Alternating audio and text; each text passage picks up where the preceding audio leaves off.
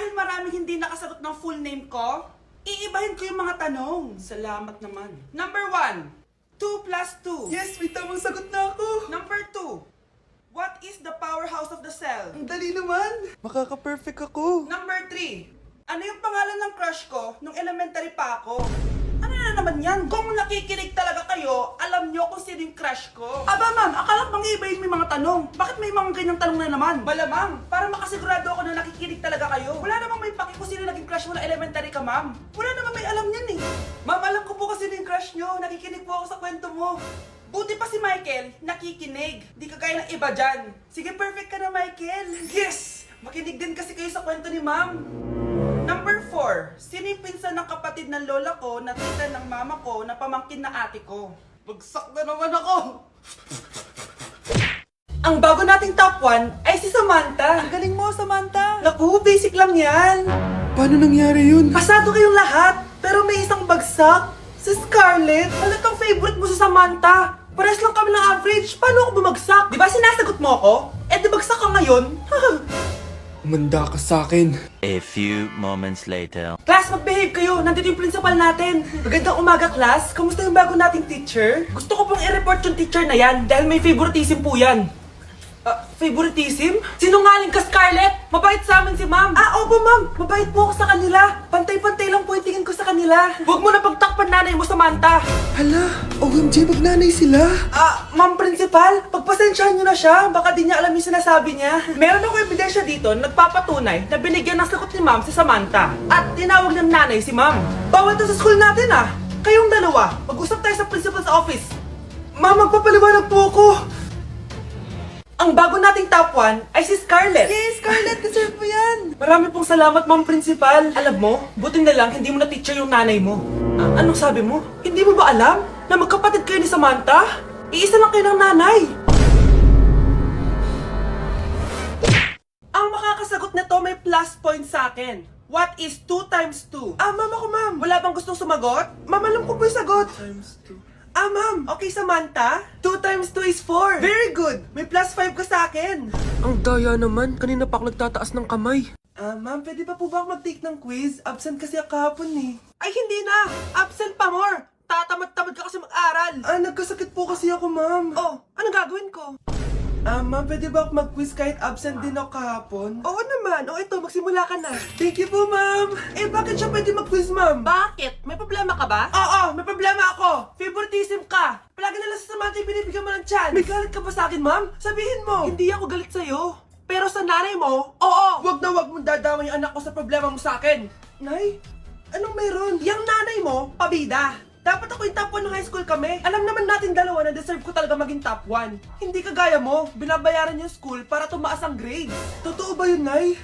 Sinungaling ka! Mana ka naman para sa nanay mo, Samantha. Nga pala, alam na ng principal yung pagiging favoritism mo.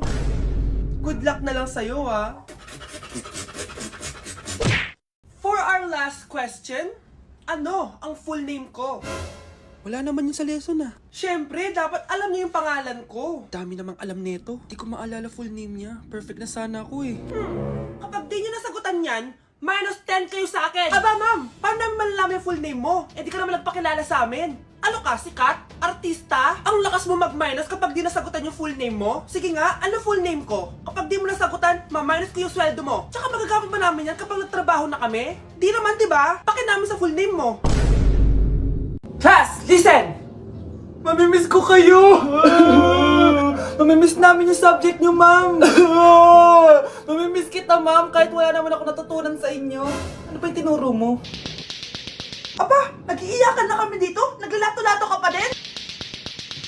Be, kahit inagaw mo sa akin yung crush ko, mamimiss kita. Ikaw din, be, mamimiss kita. Kahit ang baho ng hininga mo, kahit palagi mo ako nililista sa noisy, mas maingay pa din yung putok mo. Lo, paano naging valedictorian yan? Nangungopia lang yun sa akin eh. Di ko na patatagalin sa teacher ko na ang dami pinapagawa at palaging galit. Sa principal namin ngayon ko lang nakita. Nandyan po pala kayo. Sa mga classmates kong amoy putok at puro kopya sa akin kahit may set A, set B. At sa crush kong di ako ginawa. Ang dami mong time, be. O ano ka ngayon? Pangit mo. Maraming salamat sa inyong lahat. Yun lang. Ma'am, para sa'yo to. Mamimiss ka namin, ma'am. Thank you sa lahat, ma'am. Yes, sa wakas, gagraduate na Anak, proud ako sa'yo. Aba, bakit ka nandito? Ma'am, di ba graduation po natin ngayon? Ay, hindi ka gagraduate. Bagsak ka sa akin, di ba? Ayan, kakalato-lato mo yan. Humanda ka sa akin sa bahay. See you na lang next year. Uulit ako? Okay, class. Let's start. Scarlett? Sorry po, ma'am. Late po ako. Ay, bawal na pumasok kapag late. Doon ka sa labas. Hintayin mo matapos yung subject ko. Ma'am, pero... Labas! Pinahiya mo ko, 5 minutes nang late si ma'am. Sorry class, na late ako. Start na natin discussion, ha? Ay, hindi ma'am. Kapag na late na, bawal na pumasok. Aba, sino nagsabi sa'yo niyan? Ikaw po, ma'am. Kapag kami nalilate, bawal, hindi na papapasukin. Pero kapag kayo, pwede, okay lang. Ang unfair. Classmates, mag-party tayo dahil hindi na magtuturo si ma'am. Scarlett! Scarlett! Ano, may sasabihin ka ba? Wala po, ma'am. Buti po nakadating pa rin po kayo kahit na late. Okay, class, let's start.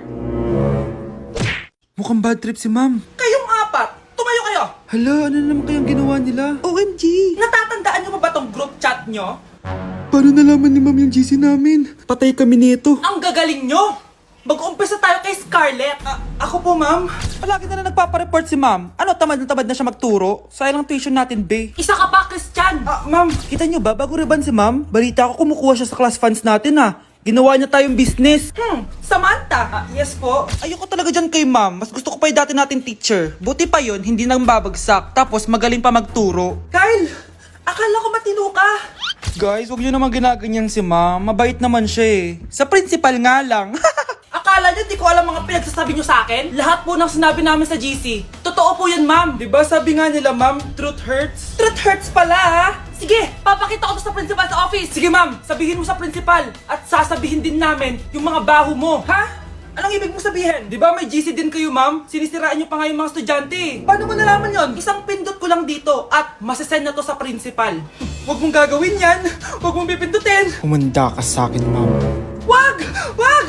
Good morning, class. Maganda kayo dahil mag-quiz tayo. Ang lakas magpa-quiz ni ma'am, akala mo naman nagtuturo siya. Trube. Hoy kayo! May sinasabi ba kayo? Ang sabi ko, Ang lakas mo magpa-quiz, akala mo nagtuturo ka. Eh hindi naman eh. ganun. Minamalditahan mo ko. Tara, sa principal sa office.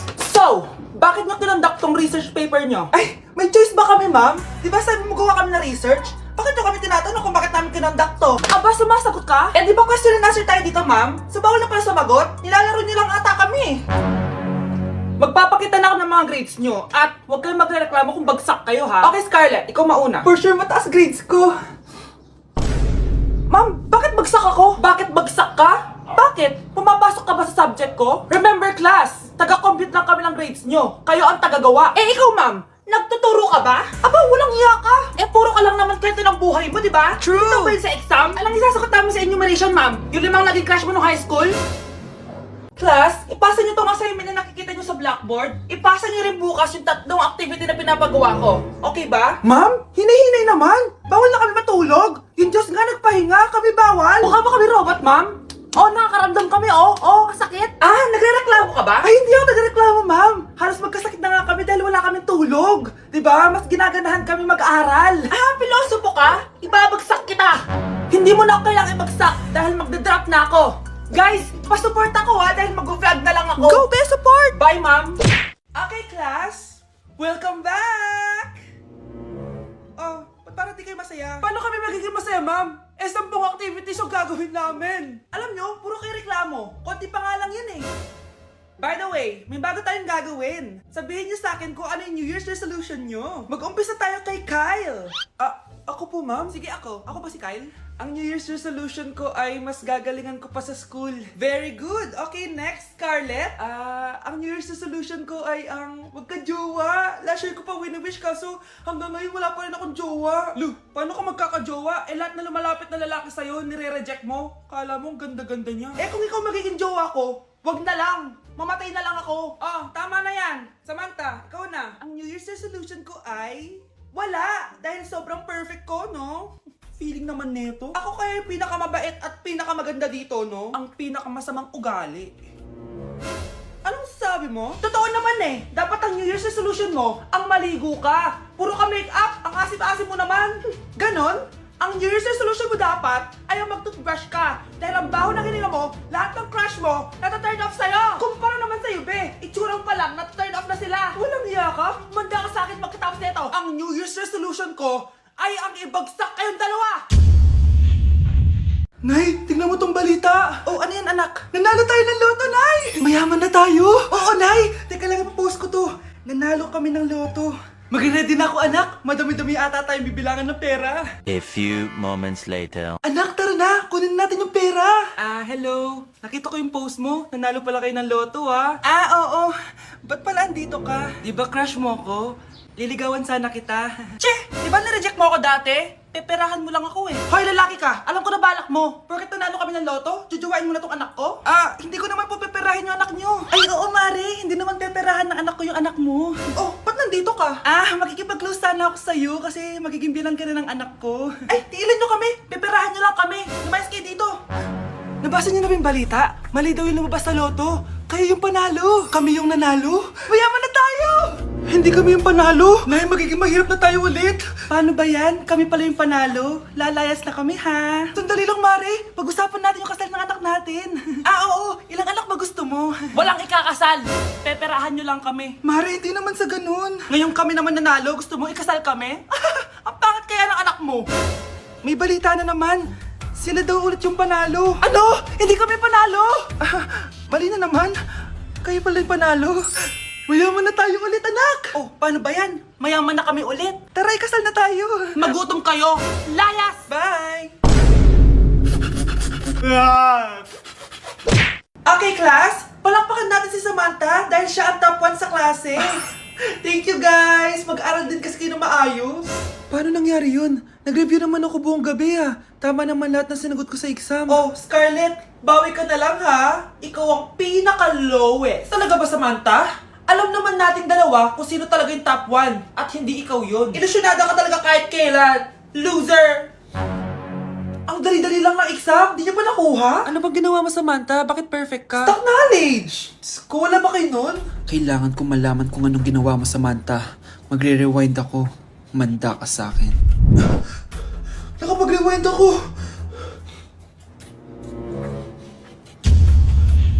Ikaw pala ang top 1, Scarlett? Tignan ko na lang kung sino magiging top 1 after neto. Ha? Bawal yun na! Okay, class, start na tayo. Class, magle-lesson na tayo, ha? Ma'am! Bago mo ituloy yan, may kailangan ka malaman. Ano yan, Scarlett? Pinagpalit po ni Samantha yung grades namin sa laptop niyo, ma'am. Kaya hindi dapat siya yung top 1, kundi ako. Ganyan ka na ba ka-desperada, Scarlett? Naiingit ka sa akin, no? Kasi ako yung top 1. Ako ba ang desperada, Samantha? O baka ikaw? Kitang-kita dito sa phone na ginalaw mo ang laptop ni ma'am. Ikaw pala ang top 1, Scarlett? Tignan ko na lang kung sino magiging top 1 after neto. Samantha? Bakit mo ginawa yun? Alam mo bang major offense yun, ha? Sumama ka sa akin. Ipapatawag ang mga magulang mo. Ma'am!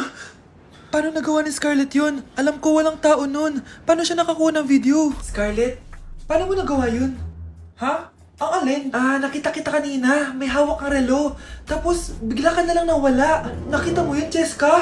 Huwag kang maingay, Dahil ang relo na to may sumpa. Ano bang meron yan sa relo mo? Dahil galing to sa